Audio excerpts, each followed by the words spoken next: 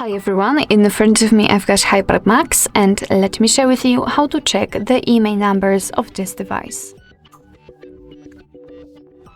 I'd like to show you two different ways, and the first one requires a secret code and the second is with the usage of the settings. So let's start with the secret code. We have to open the dialer, tap on the keypad, and let's enter the code, which is *##06#, and I forgot that I have to remove this 5. Alright, *##06#.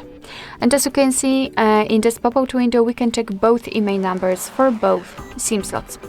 Let's tap on OK, and let me show you another way, which will be useful if you, for example, forget about the secret code. So let's enter the settings. Right here we have to scroll down to the very bottom to find About Tablet. And right here, let's scroll down to find both IMEI numbers for both SIM slots. Alright, so that will be all. Thank you so much for watching. I hope that this video was helpful, and if it was, please hit the subscribe button and leave the thumbs up.